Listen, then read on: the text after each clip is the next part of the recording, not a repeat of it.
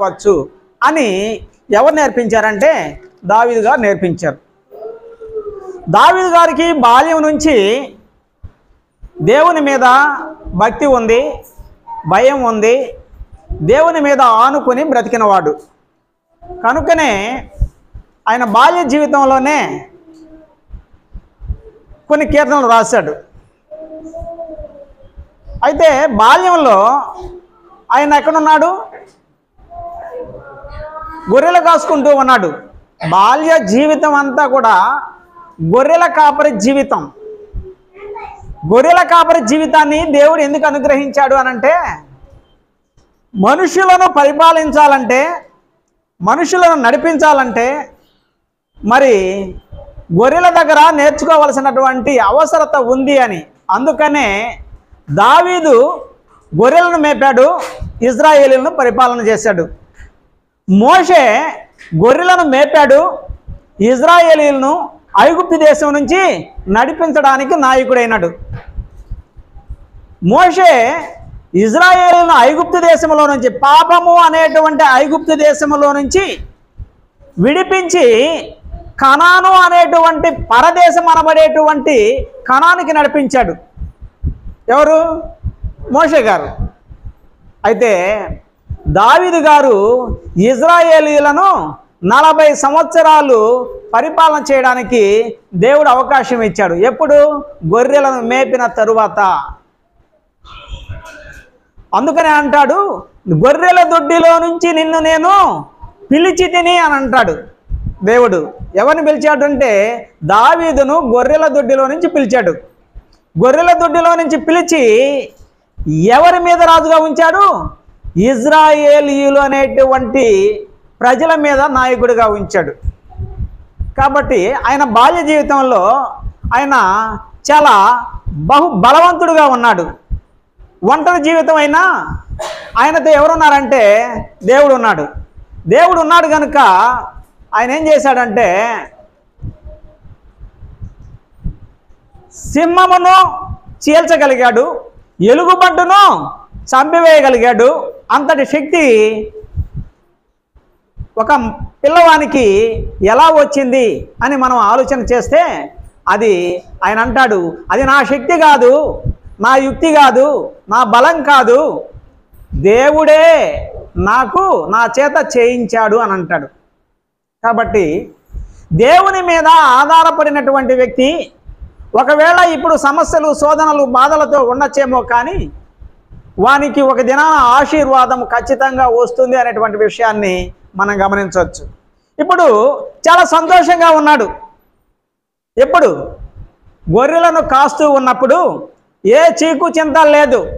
గొర్రెలు మేపుకుంటూ ఉన్నాడు, పాటలు పాడుకుంటూ ఉన్నాడు, దేవుని స్తుతిస్తూ ఉన్నాడు, దేవుని గణపరుస్తూ ఉన్నాడు, దేవుని మహిమపరుస్తూ ఉన్నాడు. కానీ సమస్య అంతా ఎప్పుడు వచ్చింది అంటే మనుషుల దగ్గరకు వచ్చేటప్పటికి సమస్య వచ్చింది. మనుషుల దగ్గరకు వచ్చేటప్పటికి శోధన వచ్చింది. చూసారా? దావీదు మేలు చేశాడా, కీడు చేశాడా? సౌలుకి మేలు చేశాడు. మేలుకు కీడు ప్రాప్తించింది. మేలు చేసినందుకు కీడు ప్రాప్తించింది. అందుకని దేవుడు ఏదైనా కానీ ఒకవేళ నీవు మేలు చేసి కీడు అనుభవిస్తే అది దేవునికి హితము అని చెప్పబడింది. మేలు చేసి కీడు అనుభవిస్తే అది దేవునికి హితము. ఇక్కడ కూడా దావీదు మేలు చేశాడు, కీడు అనుభవిస్తూ ఉన్నాడు. ఆ కీడులో నుంచి దేవునిని గణపరుస్తూ ఉన్నాడు. మనం అలాగ చేస్తున్నామా? ఒకసారి మనల్ని గురించి, మన జీవితాన్ని గురించి మనం ఆలోచన చేసినప్పుడు దావీదుతో మనం పోల్చుకుంటే, దావీదును గుర్తు చేసుకొని మన హృదయాన్ని లేదంటే మన ప్రవర్తనను, మన భక్తిని, మన యుక్తిని మనం ఆలోచన చేసినట్లయితే దావీదుకి మనకు ఎంత దూరం అంటుంటుందంటే, లోకంలో ఒక సామెత ఉంది కదా, గుర్తు చేసి ఉండాల. ఇదివరకు నక్కకి నాగలోకానికి ఉన్నంత తేడా. బైబిల్ గ్రంథం ఏం చెప్పింది? ఇది లోకంలో ఉన్నటువంటి సామెత. నక్కకి నాగలోకానికి అనేటువంటి ఒక సామెత లోకంలో పుట్టినటువంటి సామెత. బైబిల్ సామెత ఏంటో తెలుసా? బైబిల్ సామెత ఆకాశానికి భూమికి, ఇది ఆకాశానికి భూమికి ఎంత దూరమో అంత దూరం. యాకోబు యాకోబు తన దర్శనంలో ఏం చూశాడు? భూమికి ఆకాశానికి వేయబడినటువంటి నిచ్చెన చూశాడు. ఆ నిచ్చెన పైన ఎక్కుతూ దిగుతూ ఉన్నటువంటి దేవదూతలను చూశాడు. అంటే మానవునికి దేవునికి ఎంత దూరం ఉందంటే ఆకాశానికి భూమికి ఉన్నంత తేడా, అంత దూరం ఉంది. అయినా కానీ ఆకాశంలో ఉన్నటువంటి దేవుడు భూమి మీద ఉన్నటువంటి మానవునితో సంబంధం కలిగి ఉన్నాడు. అది ఎలాంటి సంబంధం అనంటే, ఇప్పుడు మన చేతిలో ఉన్నటువంటి వైకుంఠం, మన చేతిలో ఏముంది? సెల్ ఫోన్ లేనటువంటి వ్యక్తి ఎవరైనా ఉన్నారా? లేరు కదా. మరి ఈ చేతిలో ఉన్నటువంటి సెల్ ఫోను ఆ చేతిలో ఉన్నటువంటి చెవులోకి వెళ్ళిపోతా ఉన్నాయా? ఆ వ్యక్తికి ఆలోచన, మనం మాట్లాడేటువంటి మాటలు, మన ఆలోచనలు, మనం వ్యక్తం చేసేటువంటి హావభావాలన్నీ కూడా ఆ వ్యక్తి, అవతల వ్యక్తి చూడగలుగుతూ ఉన్నాడా? మనం చూడగలుగుతూ ఉన్నామా? అంతే. ఇవన్నీ కూడా ఎక్కడి నుంచి వచ్చాయంటే దేవుడు మానవునికి అనుగ్రహించినటువంటి జ్ఞానము చొప్పున వచ్చాయి. అయితే అలాగే ఆ కాలంలో ఈ సెల్ ఫోన్లు లేవు, కానీ వాళ్ళు దర్శనాల ద్వారా ఏం చూసేటువంటి వాళ్ళు? దేవుని యొక్క మహిమను చూసేటువంటి వాళ్ళు. అలాగనే దేవునికి దావీదుకి ఉన్నటువంటి సంబంధాన్ని అలాగా దావీదు చూసేటువంటి వాడు. ఆయన దర్శనము ద్వారా చూసేటువంటి వాడు. ఆయన ఏదైనా కార్యం చేయాలంటే, ఏ కార్యం తలపెట్టినా ఆయన దేవుని అడగకుండా, దేవుని యొద్ద విచారణ చేయకుండా ఏ కార్యాన్ని తలపెట్టినటువంటి వాడు కాదు దావీదు. మనమైతే మనకైతే జ్ఞాపకం ఉంటే చేస్తాం, జ్ఞాపకం లేకుంటే చేయం. అయితే దావీదు అలా చేయలా.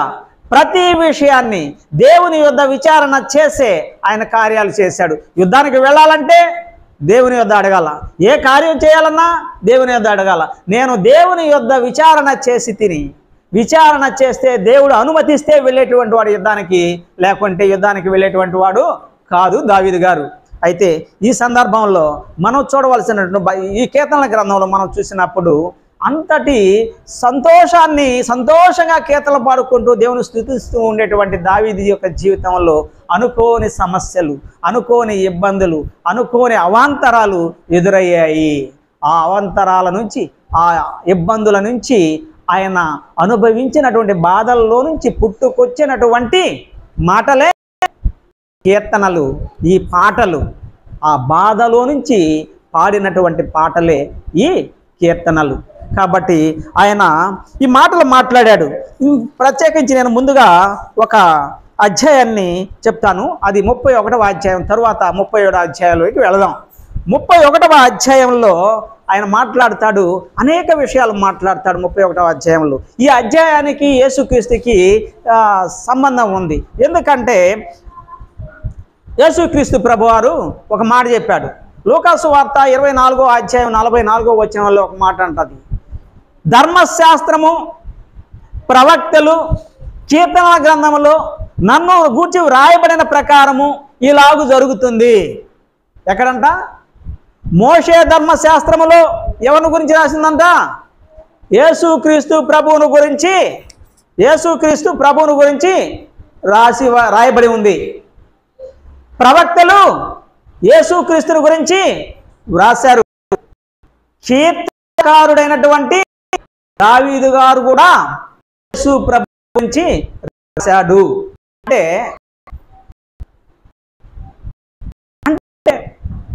దావీదు జీవితంలో దేవునికి ఎంత ప్రాధాన్యత అనుగ్రహించాడో ఇదో అర్థమవుతుంది. అందుకని ఇప్పుడు సమస్యల నుంచి దేవునికి పెట్టినటువంటి ఆ మొర మాటలే ఈ కీర్తనలు. అందుకనే ఆయన 31వ అధ్యాయంలో అంటున్నది ఏంటంటే, యెహోవా నీ శరణుజొచ్చి ఉన్నాను, నన్నెన్నడూ సిగ్గుపడనీయకము. నేను నీ శరణు చూచాను అంటే నీ సన్నిధికి వచ్చాను, నీ ఆశ్రయం కోరుచూ ఉన్నాను, నన్ను సిగ్గుపడనీయదయ్యా. ఎందుకంటే అనేక మంది నన్ను సిగ్గుపరచాలని చూస్తూ ఉన్నారు, అనేక మంది నన్ను తోస్తూ ఉన్నారు, అనేక మంది ఇబ్బందులు పెడుతూ ఉన్నారు. చూడండి, ఎంతో హాయిగా కాలం గడుపుతూ ఉన్నటువంటి దావీదు గారి జీవితంలో ఒక్కసారిగా కష్టాలు, శోధనలు, బాధలు వచ్చేసాయి. ఆ బాధలలో నుంచి దేవునికి మొరపెడుతూ ఉన్నాడు. ఏంటంటే ఎక్కడి నుంచి వచ్చాయి తెలుసా శోధనలు? ప్రారంభంలో సౌలు ద్వారా శోధనలు వచ్చాయి.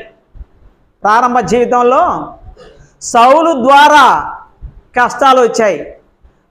అల్లుణ్ణి అత్తమామలు ఎలా చూసుకోవాలా? గౌరవించాలి కదా. ఇంటికి వచ్చినటువంటి అల్లుణ్ణి ఏ మాట అనకుండా చూసుకోవాలి కదా. పిల్లనిచ్చిన మామ అల్లుణ్ణి అష్ట కష్టాలు పెట్టాడు అంటే దాని తరువాత సౌలుకి ఏర్పడినటువంటి సమస్యలేంటో అర్థమవుతాయి. అందుకని అంటాడు సమూయేలు, దిగో రాజ్యమును నీ యొద్ద నుంచి తీసివేసి నీ సమీపస్తుడు నీ అల్లుడైనటువంటి, అక్కడ అల్లుడని పలకడు కానీ మరి దావీదుకు నీ యొక్క సామ్రాజ్యాన్ని అప్పగిస్తూ ఉన్నాడు అని అంటాడు. అనేకమైనటువంటి శ్రమలు సౌలు ద్వారా దావీదు అనుభవించాడు. ఆ తర్వాత తన కుమారుడైనటువంటి అబ్షాలోము ద్వారా అనేకమైనటువంటి బాధలు అనుభవించాడు, అనేకమైనటువంటి చేత్కారాలు అనుభవించాడు, అనేక మంది సిగ్గుపరిచారు. అలా సిగ్గుపరచినటువంటి వారిలో ఒక అతను ఉన్నాడు. అతని పేరు కాదు, సమూయేలు గ్రంథం, 2వ సమూయేలు గ్రంథం 16వ అధ్యాయంలో షిమి అనబడినటువంటి ఒక వ్యక్తి. షిమి అక్కడ మనం చూస్తాం. ఒకసారి చదవండి. 2వ సమూయేలు గ్రంథం 16వ అధ్యాయంలో షిమి అనబడినటువంటి దావీదుని, రాజు కదా, రాజుని ఎంత బాధాకరమైనటువంటి మాటల చేత హింసించాడు అనంటే, ఒకసారి సమూయేలు 2వ గ్రంథం 16వ అధ్యాయం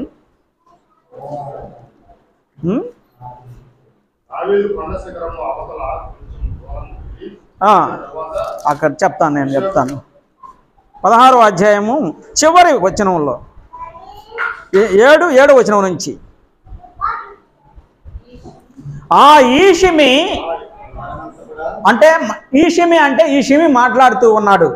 నరహంతకుడా, దుర్మార్గుడా, చీపో నీ వేల వలనని నీవు వెళ్ళగొట్టిన సౌలు ఇంటి వారి హత్యను యెహోవా నీ మీదికి రప్పించి యెహోవా నీ కుమారుడైన అబ్షాలోము చేతికి రాజ్యమును అప్పగించి ఉన్నాడు. చూసారా? ఎవరంటైనా నరహంతకుడు, వాస్తవమే నరహంతకుడే. దావీదు నరహంతకుడే. కారణం ఏంటి? ఎందుకు చంపాడు? అన్యాయంగా, అక్రమంగా చంపినటువంటిది కాదు. ఈయన చంపినటువంటి విషయంలో రాజులు యుద్ధాలు చేసినప్పుడు అన్యాయంగా బలి అయిపోయేటువంటి మనుషులు ఉంటారు. ఇప్పుడు యుద్ధాలు జరుగుతూ ఉన్నాయి దేశానికి మధ్యలో చనిపోయేటువంటి వారు ఎవరు? అమాయకులైనటువంటి వారు. ఎలా అంటే ఆబోతు నాబోతు కుమ్ములాడ నడిమి లేపేయ గది వచ్చి నాకు నిప్పుడు అనే ఆబోతు అంటే ఎద్దు కుమ్ములాడుతుంటే మధ్యలోకి లేకతోడపోతే పరిస్థితి ఏంటి? మధ్యలోకి లేకతోడు వెళ్తే పరిస్థితి ఏంటి? నలిగిపోతుంది కదా, ఇబ్బంది పడుతుంది కదా, దెబ్బలు తగులుతాయి కదా. అలాంటి పరిస్థితి అన్నమాట. ఇప్పుడు మరి అలాంటి పరిస్థితుల మధ్య కొట్టిమిట్టాడేటువంటి పరిస్థితి ఏర్పడుతూ ఉంది. ఇప్పుడు అబ్షాలోము, సౌలు అనేకమైనటువంటి ఇబ్బందులు పెడుతూ ఉంటున్నప్పుడు ఆయన దేవునికి మొరపెట్టాడు. ఆ మొరలను ఆయన మొరపెట్టినప్పుడు ఆయన ఒక మాట మాట్లాడతాడు. అబ్షాలోము యొక్క సైన్యం దావీదు నుంచి దావీదు యొక్క రాజ్యాన్ని కుమారుడు సంపాదించుకోవాలి. ఇది అబ్షాలోము యొక్క ఉద్దేశం. ఆ సమయంలో ఈ షిమి మాట్లాడినటువంటి మాటలకు అభిషై అనేటువంటి దావీదు యొక్క సేవకుడు మాట్లాడతాడు. ఈ చచ్చిన కుక్క నా ఏలిన వాడవును రాజువునకు నిన్నేల శపింపనేలా శపిస్తూ ఉన్నాడు. షిమి దావీదును శపిస్తూ ఉంటే దావీదు యొక్క హృదయం ఎలా కుంగిపోయిందో, కానీ దావీదు యొక్క హృదయం కుంగిందో లేదో కానీ దావీదు సేవకుడైనటువంటి అబీషై యొక్క హృదయం ఉప్పొంగింది, హృదయంలో ఆవేశం వచ్చింది, హృదయంలో పరితపించిపోతున్నాడు. నా రాజు, మనం కూడా అంటాం కదా, మనకు దగ్గరైనటువంటి వారిని, మన యొక్క స్నేహితులను, మన యొక్క దగ్గర బంధువులను ఎవరైనా ఏదైనా తోలనాడితే మన కోపం వస్తుందా రాదా? అలాంటి కోపం దావీదును షిమీ తిడుతూ ఉంటే, శపిస్తూ ఉంటే, వాడెవరండి? చచ్చిన కుక్క లాంటి వాడు, ఎందుకు పనికిరానటువంటి వాడు మాట్లాడుతూ ఉంటే మీరు మౌనంగా ఉన్నారా? మీరు సెలవు ఇచ్చారంటే నేను వెళ్ళి వాడి తల తీసుకొని వచ్చేస్తా అని అంటాడు. అయితే దావీదు అక్కడ చెప్పినటువంటి మాట వింటే కళ్ళల్లో నీళ్ళు వస్తాయి, ఖచ్చితంగా వస్తాయి. ఆడు అంటాడు, దావీదు ఏమంటాడంటే, సెరూయా కుమారులారా, మీకును నాకును ఏమి పొత్తు? వానిని శపించనీయుడి, దావీదును శపించమని యెహోవా సెలవివ్వగా చూసారా? అది షిమీ శపిస్తూ ఉంటే ఎవరు సెలవిచ్చారంట? పరలోకమందున్న దేవుడు షిమీకి అవకాశం ఇచ్చాడు, దావీదును నువ్వు శపించు అనని. మరి ఎంతటి దీన మనస్సుతో దావీదు గారు మాట్లాడుతూ ఉన్నాడంటే, అంతటి దీన మనస్సు కలిగి ఉన్నాడు. యెహోవా సెలవిచ్చాడయ్యా, వాడెవరు మాట్లాడడానికి? యెహోవా సెలవిచ్చాడు కాబట్టి మాట్లాడుతున్నాడు. మరి ఆ యెహోవా మాటను ధిక్కరించగలిగిన వాడెవరు? ఎలా ధిక్కరించాలి అని మాట్లాడుతుంటాడు. అక్కడ అబీషై తన సేవకులతో మనగా, కడుపున పుట్టిన నా కుమారుడే నా ప్రాణము తీయజూచుచుండగా. ఎవరంట? కడుపున, దావీదు యొక్క కడుపున పుట్టిన నా కుమారుడే నా ప్రాణము తీయ చూచుచుండగా ఈ బెన్యామీయుడు ఈ ప్రకారము చేయుట ఏమి ఆశ్చర్యము? అబీషైతో దావీదు మాట్లాడుతున్నాడు. ఏమయ్యా, వాడు బెన్యామీనీయుడు. ఎందుకు? ఈ బెన్యామీనీయుడు అంటే ఎవరు? సౌలు యొక్క వంశపు వాడు, సౌలు యొక్క గోత్రపు వాడు. కాబట్టి దావీదు మీద కోపం ఉండడం సహజమే కదా, అవునా కదా? పొరుగువాడు మన మీద కోపించడం సహజమే. కానీ నా కడుపున పుట్టిన కుమారుడే నా ప్రాణం తీస్తా ఉంటే వాడు శపించితే తప్పేముంది అన్నట్టుగా మాట్లాడతాడు. ఉదయం నేను దీన్ని చూస్తూ ఉన్నప్పుడు, ఈ మాటలు చదువుతూ ఉన్నప్పుడు కళ్ళల్లో నిజంగానే నీళ్ళు వచ్చాయి నాకు. బహుశా ఇప్పుడు రాకపోవచ్చేమో కానీ నిజంగా కళ్ళల్లో నీళ్ళు వచ్చాయి ఆ మాటలు చదువుతున్నాం. అంటే కడుపున పుట్టిన కుమారుడు తండ్రిని, అందుకనే తన తల్లిని శపించి తన తండ్రిని దూషించు వారి యొక్క కన్నులు లోయ కాకులు పీకును అని ఈ కీర్తనాకారుని కుమారుడైనటువంటి సొలొమోను ద్వారా పలికించాడు. కాబట్టి తల్లిదండ్రులను ఏం చేయకూడదు? తల్లిని దూషించకూడదు, తండ్రిని శపించ. కాబట్టి తన తల్లిని దూషించి తన తండ్రిని శపించేటువంటి. కాబట్టి వీళ్ళు అలా ఉండకూడదు. మన బిడ్డలకు మనం ఏం నేర్పించాలంటే తల్లిదండ్రులను గౌరవించాలా, తల్లిదండ్రులను సన్మానించాలా. అందుకనే కదా ఎఫెసీయులకు రాసినటువంటి పత్రికలో 5వ అధ్యాయంలో 6వ అధ్యాయంలో మరి నీ తల్లిని నీ తండ్రిని సన్మానించము, అప్పుడు నీవు భూమి మీద దీర్ఘాయుష్మంతుడు అవుతావు. అదే విషయాన్ని సొలొమోను కూడా రాశాడు. నీ తల్లిని తండ్రిని నీవు సన్మానించము, అప్పుడు నీవు భూమి మీద దీర్ఘాయుష్మంతుడు అవుతావు అని చెప్పాడు. సామెతల గ్రంథం 3వ అధ్యాయంలో ఆ మాటలు రాయబడి ఉంటాయి. కాబట్టి ఇక్కడ ఆశ్చర్యపడవద్దు, వాని జోలికి పోవద్దు. యెహోవా నా శ్రమను లక్ష్య పెట్టునేమో. చూసారా? యెహోవా నా శ్రమను లక్ష్య పెట్టు అంటే యెహోవా నా శ్రమను చూస్తాడేమో, వాడు పలికిన శాసనమునకు బదులుగా నాకు ఆశీర్వాదమును ఇస్తాడేమో, నాకు మేలు చేయనేమో. చూసారా? వాడు పలికిన శాపమునకు బదులుగా యెహోవా నాకు మేలు చేయనేమో. అంతటా దావీదు అతని వారును మార్గమున వెళ్ళిపోయిరి. చూసారా? అంటే ఒకవేళ మనల్ని శపించేటువంటి వారు, మనల్ని దూషించేటువంటి వారు, మనల్ని తోలనాడేటువంటి వారు ఈ భూమి మీద అనేక మంది ఉన్నప్పటికీ మనం ఏం చేయాలంట? దావీదు మాట ప్రకారము సహనం కలిగి, ఓర్పు కలిగి ఎదురు చూడాలా. ఎవరి కొరకు ఎదురు చూడాలా? యెహోవా దేవుని యొక్క ఆశీర్వాదం కొరకు, యెహోవా దేవుడు చేసేటువంటి మేలు కొరకు మనం ఎదురు చూస్తూ ఉండాలా అని ఇక్కడ దావీదు ద్వారా దేవుడు మనకు తెలియచేస్తూ ఉన్నాడు. కాబట్టి ఈ శ్రమలన్నిటిలో నుంచి ఆయన మాట్లాడుతూ, యెహోవా నేను నీ శరణు జొచ్చి ఉన్నాను, నేను నీ శరణు జొచ్చి ఉన్నాను, కాబట్టి ఏం చేయాలా? నన్ను కాపాడు అంటూ ఉన్నాడు. కాబట్టి నాకు నీ చెవియొగ్గి నన్ను త్వరగా విడిపింపు. ఎక్కడి నుంచి విడిపించాలా? ఎవరిని విడిపించాలా? విడిపించాలంటే ఎవరిని విడిపించాలా? ఖైదులో ఉన్నటువంటి వారిని, బంధింపబడినటువంటి వారిని విడిపించాలా. బంధకాలలో చిక్కుకున్నటువంటి వారిని విడిపించాలా. ఇప్పుడు దావీదు యొక్క పరిస్థితి ఎలా ఉందంటే, బంధకాలలో ఉన్నట్టు ఉన్నాడు, బంధింపబడినటువంటి వ్యక్తిగా ఉన్నాడు, అనేకమైనటువంటి శ్రమల చేత బంధింపబడి పీడింపబడుచు ఉన్నటువంటి వ్యక్తిగా ఉన్నాడు. కాబట్టి నీడ దావీదు ఏమంటున్నాడంటే, నన్ను విడిపించు, నన్ను రక్షించుటకు నాకు ఆశ్రయ శైలముగాను ప్రాకారము గల ఇల్లుగాను ఉండుము. ఎలా ఉండాలంట? ఆశ్రయ శైలముగా ఉండాలంట, ప్రాకారము కలిగిన ఇల్లుగా ఉండాలంట. ఇంటికి ప్రహరీ కూడా అవసరం. నా ఆశ్రయ శైలము, శైలము అంటే కొండ, శైలము అంటే కొండ.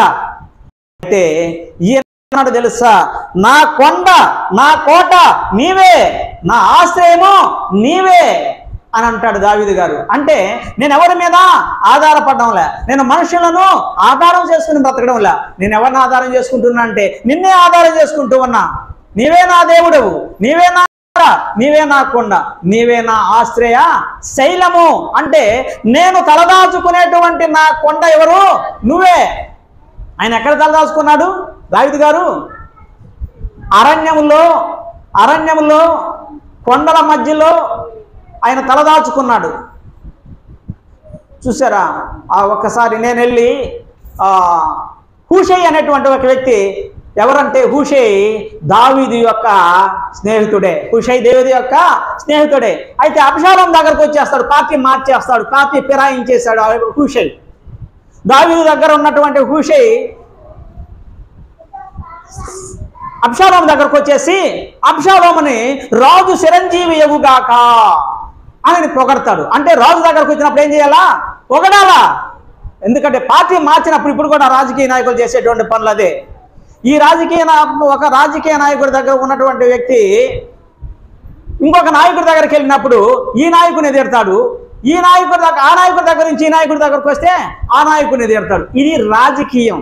రాజకీయంలో అలాంటి పరిస్థితులు ఏర్పడతాయి. అలాంటి పరిస్థితులు రాజరికంలో కూడా ఉన్నాయి. రాజరికంలో ఉన్నాయి కాబట్టి రాజకీయాల్లో కూడా వచ్చాయి. అందుకని ఇక్కడ పార్టీ మార్చేసి అబ్షాలోము దగ్గరకు వచ్చి చిరంజీవి అంటాడు, నువ్వు నీ ఉపకారం ఇదేనా? నీ సేవకునికి చేసేటువంటి ఉపకారం ఇదేనా? నీ సేవకునితో నీ నాయకుడు అటు ఎందుకు వెళ్ళలేదు? ఆయనతో కూడా నువ్వు వెళ్ళున్నావు కదా. ఆయన యెహోవా ఇశ్రాయేలీయులు ఎవరి పక్షంగా ఉంటే వారి పక్షంగా నేను ఉంటా. కాబట్టి ఇప్పుడు యెహోవా ఎవరి పక్షంగా ఉన్నాడు? నీ పక్షంగా ఉన్నాడు. ఇశ్రాయేలీయులు ఎవరి పక్షంగా ఉన్నారు?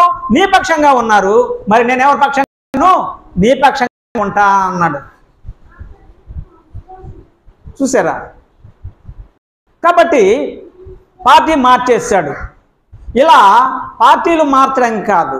తండ్రి అప్పుడు ఏమంటాడంటే, చిన్నగా ఏం చెప్తాడంటే, హూషై ఏమంటాడంటే, ఇదిగో మీ తండ్రి యొక్క నీ తండ్రి కుమారుడు, నీ తండ్రి అంటే ఈయన కుమారుడు కదా అబ్షాలోము. కాబట్టి నీ తండ్రికి సేవ చేసిన రీతిగా ఆయన కుమారునికి కూడా నేను సేవ చేయాలా అంటే తన బ్రతకడం కోసం ఏ ఆటైనా ఆడచ్చు అని హూషై ఇక్కడ మనకు తెలియచేస్తాడు. అలా అయితే ఆడ పరిస్థితులు అలా ఉంటాయి.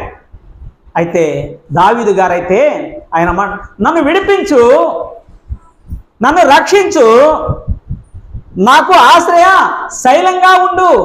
కాబట్టి ఆశ్రయము అంటే మనకు నెమ్మదిని కలుగజేసేటువంటి స్థలం, ఆశ్రయ. ఇజ్రాయేలీలకు దేవుడు ఏమైనా ఆజ్ఞాపించాడంటే కనానుకి వెళ్ళినట్టు సమయంలో మోషేను పిలిపించి ఆశ్రయపురాలను నువ్వు ఏర్పాటు చేయి, 6 ఆశ్రయపురాలు ఉండాల. ఆ విషయాలని మనకు సంఖ్యాకాండం 35వ అధ్యాయంలో రాయబడి ఉంది. అలాగే యెహోషువ గ్రంథం 20వ అధ్యాయంలోనూ రాయబడి ఉంది. 6 ఆశ్రయపురాలు ఉంటాయి. ఆ ఆశ్రయపురాలలోకి ఎవడైనా హత్య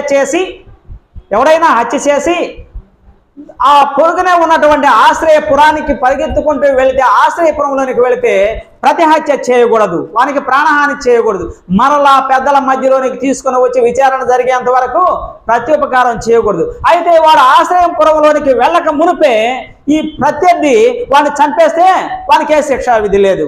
కాబట్టి ఆశ్రయపురంలోనికి వెళ్ళి మాత్రం చంపకూడదు. ఇప్పుడు ఆశ్రయం అంటే తాను క్షేమంగా ఉండగలిగేటువంటి స్థలం. కాబట్టి ఇక్కడ నా ఆశ్రయ శైలము నువ్వు అని దేవుని యొక్క ఘనతను కొనియాడుచూ ఉన్నాడు. నీవు నాకు ఆశ్రయ శైలముగా ఉన్నాడు అంటూ మాట్లాడతాడు. ఇక్కడ ఆయన మాట్లాడుతూ అనేక బాధలు, అనేక విషయాలు మాట్లాడుతూ నా ప్రాణము, నా దేహమును క్షీణించుచున్నవి, నా బ్రతుకు దుఃఖముతో వెళ్ళపుచ్చుచున్నాను. వాస్తవం, తిండి లేదు. చూడండి, ఒక రాజు 40 సంవత్సరాలు పరిపాలన చేసినటువంటి రాజు ఈయన జీవిత కాలంలో అనేక మందికి ఆహారం పెట్టినటువంటి వ్యక్తి. కొన్ని సందర్భాలలో మన జీవితాల్లో కూడా ఇలాంటి పరిస్థితులే ఎదురవుతాయి. రాజుకే అలాంటి పరిస్థితులు, తినడానికి తిండి లేనప్పుడు మన జీవితాల్లో ఇలాంటి పరిస్థితులు ఎదురవుతాయా లేదా? ఎదురవుతాయి. అయితే వాటన్నింటి నుంచి మనం సహనంగా నడుచుకుంటే దేవుని యొక్క ఆశీర్వాదం వస్తుంది అనేటువంటి విషయాన్ని మనం ఇక్కడ చూడగలుగుతాం. అనేక సందర్భాలు ఆకలి, కర్మెలు పర్వతం దగ్గర నాబాలు ఇంటికి భోజనానికి పంపించినప్పుడు ఏం జరిగింది? నాబాలు గొర్రెబొచ్చు కత్తిరిస్తూ ఉన్నాడు, పండగ చేసుకుంటూ ఉన్నాడు. గొర్రెబొచ్చు కత్తిరించడం అంటే ఆ దినాల్లో పండగ చేసుకోవడం. పండగ అంటే సంతోషకరమైనటువంటి, ఆ సంతోషకరమైనటువంటి దినాలలో ఎవరైనా ఆ ఇంటికి వెళితే భోజనం పెట్టి పంపించేటువంటి వాళ్ళు. అలాంటి పరిస్థితులు ఉన్నటువంటి సందర్భంలో, సంతోషకరమైనటువంటి సందర్భంలో దావీదు యొక్క జీవితంలో తిండి లేక, తన దగ్గర ఉన్నటువంటి 600 మందికి భోజనం లేక ఇబ్బంది పడుతూ ఉంటే, ఓ కర్మెలు పర్వతం దగ్గర నాబాలు యొక్క గొర్రెలు, తోడేళ్ళు, ఏ జీవరాశి తినకుండా కాపాడినటువంటి వ్యక్తులు దావీదుతో ఉన్నటువంటి మనుషులు. అయితే భోజనానికి పంపిస్తే ఏమన్నాడు? దావీదెవడు, యెషయి కుమారుడెవడు, వానికి నేను ఎందుకు భోజనం పెట్టాలా అని చెప్పి తిరిగి పంపించేశాడు కదా. అయితే నాబాలు యొక్క భార్య అబిగయీలు భోజనం సిద్ధపరిచింది. ఇలా తన భర్త అయినటువంటి నాబాలును కాపాడుకోవాలని ప్రయత్నం చేసింది. కానీ దేవుడు నాబాలు యొక్క ప్రాణాన్ని ఉంచలా. అయితే ఇక్కడ దావీదు యొక్క జీవితంలో తిండి లేనటువంటి సందర్భాలు ఉన్నాయి. చెప్పులు లేకుండా అడవులలో నడిచిన సందర్భాలు ఉన్నాయి.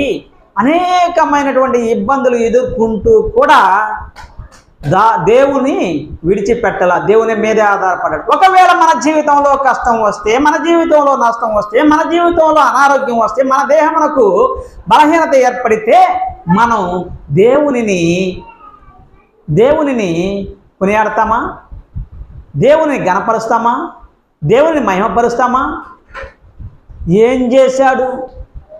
పక్కన వాళ్ళు అంటారు నువ్వు దేవుని నమ్ముకున్నావు, యేసయ్యని నమ్ముకున్నావు, నీకేమి మేలు జరిగింది అని అంటే, అవునే కదా, మనసులోనైనా ఎదుట అనకపోయిన మనసులో నిజమే కదా, నేను నమ్ముకున్నాను, నాకేం మేలు జరిగింది, నాకేం ఆదాయం వచ్చింది అని అనుకుంటారు కదా.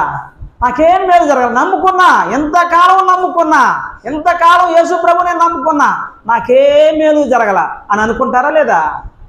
అనుకున్నారా? మీ జీవితంలో ఎప్పుడైనా అనుకున్నారా? అనుకున్న సందర్భాలు మరి నాకు చెప్పద్దు. ఇక్కడ ఆయన అంటాడు, నేను దేవుని ఎదుట ఒప్పుకొనుచున్నాను అంటాడు. ఆయన అతిక్రమములను ఒప్పుకున్నాడంట. దావీదు తన అతిక్రమములను దేవుని యొద్ద ఒప్పుకున్నాడు కాబట్టి అందుకని అంటే 32వ అధ్యాయంలో తన అతిక్రమమునకు పరిహారము నొందినవాడు, తన పాపమునకు ప్రాయశ్చిత్తము నొందినవాడు ధన్యుడు. ఇప్పుడు దావీదు ధన్యుడు ఎందుకయ్యాడంటే, దావీదు దేవుని యొక్క హృదయానుసారుడు ఎందుకయ్యాడంటే తన పాపమును ఒప్పుకున్నాడు. అందుకనే నా పాపమును కప్పుకోకుండా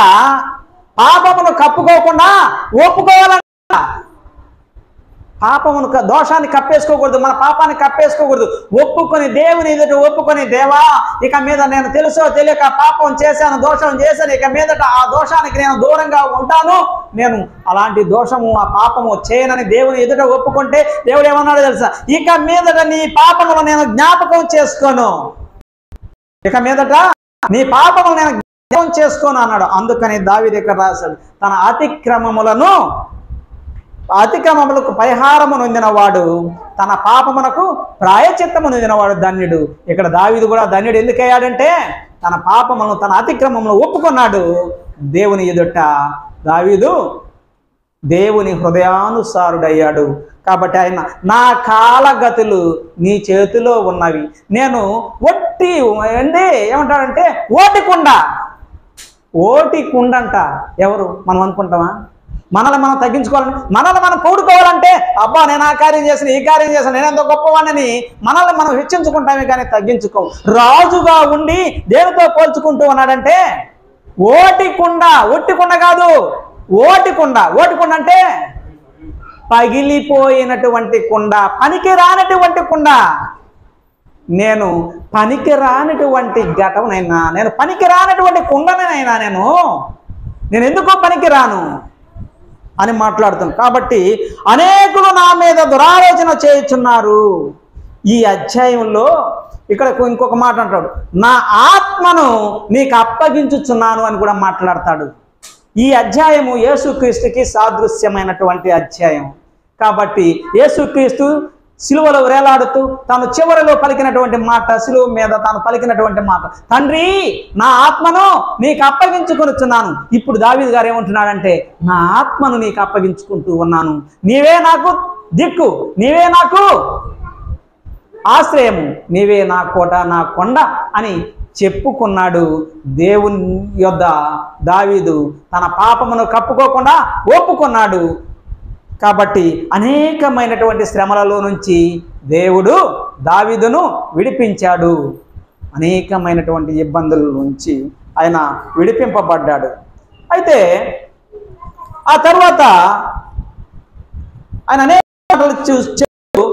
వారిని చూసి నువ్వు వ్యసనపడని ప్రకటన గ్రంథంలో యోహాను దేవుడేం మాట్లాడే, అన్యాయము చేయవాడు ఇంకా అన్యాయము చేయవాడు ఇంకను అక్రమం చేయము, చెడ్డవాడు ఇంకను చెడ్డవాడుగా ఉండనేము. అయితే వాడు చేసేటువంటి క్రియలను బట్టి జీతం ఇవ్వడానికి నా యొద్ద ఉంది. జీతం ఎవరి దగ్గర ఉంది? నా యొద్ద నేను ఇస్తా. పనివాడు జీతమునకు పాత్రుడు అంటే నువ్వు చేసేటువంటి పనిని బట్టే నీకు జీతం ఇవ్వబడుతుంది.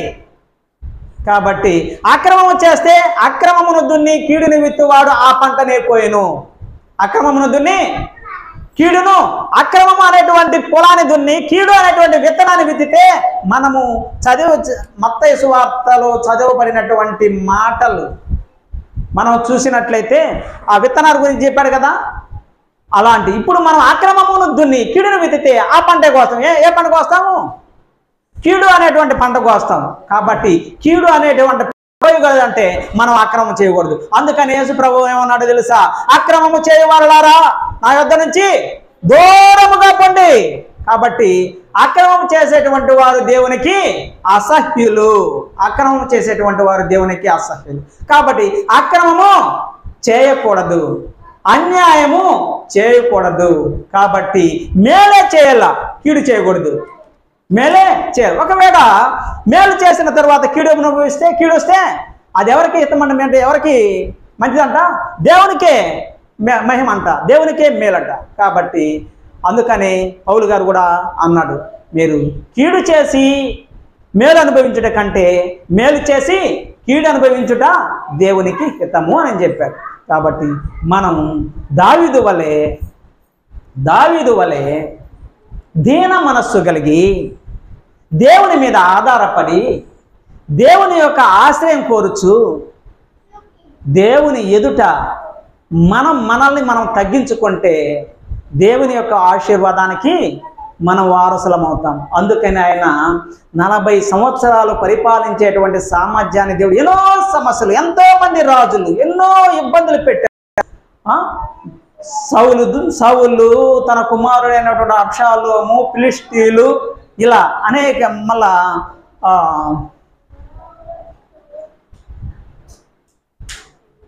ఫిలిష్తీయులు, ఇలా చాలామంది, ఇంకా చాలామంది ఉన్నారు. దావీదుని ఇబ్బంది పెట్టినటువంటి వారిలో అనేక మంది ఉన్నారు. వారందరి నుంచి దేవుడు విడిపిస్తూ వచ్చాడు. మరి విడిపించి ఇజ్రాయేలీలను పరిపాలన చేయగలిగిన, అంటే 40 సంవత్సరాలు పరిపాలన చేయడం అంటే చిన్న పని. ఇప్పుడున్నటువంటి రాజకీయ నాయకులు 5 సంవత్సరాలు కాదు 10 సంవత్సరాలు పరిపాలన చేస్తే, 5 సంవత్సరాలు పరిపాలన అనేది సహజం. 10 సంవత్సరాలు పరిపాలన చేస్తే కాలర్ ఎగరేస్తారు. 5 సంవత్సరాలకి ఎగరేస్తున్నారు అనుకోండి, అది అవుట్ ఆఫ్ క్వశ్చన్. అయితే 40 సంవత్సరాలు పరిపాలన, అయితే 52 సంవత్సరాలు పరిపాలన చేసినటువంటి వ్యక్తి కూడా యోధాలో ఉన్నారు. అయితే దేవుని యొక్క అనుగ్రహము చొప్పున మాత్రమే వాళ్ళు చేయగలరు. దేవుని యొక్క అనుగ్రహం లేకపోతే అందుకని దుష్కార్యములు చేయువారుని చూచి మచ్చరపడద్దు, వారు గడ్డి వలె త్వరగా ఎండిపోవద్దురు, పచ్చని కూర వలనే వాడిపోతారు. ఎవరు? దుష్కార్యం చేసేటువంటి వాళ్ళు. కాబట్టి చెడ్డవారిని చూసి మచ్చరపడకము. అందుకని యేసు ప్రభు ఏమన్నాడు? చెడ్డవారిని చూసి మచ్చరపడ్డా? చెడ్డవారిని చూసి, తనను పొడిచేటువంటి వారిని చూసి, తన మీద ఉమ్ము వేసినటువంటి వారిని చూసి, తనను ముఖం మీద పిడిగుద్దులు గుద్దినటువంటి వారిని చూసి ఏమన్నాడు యేసు ప్రభు?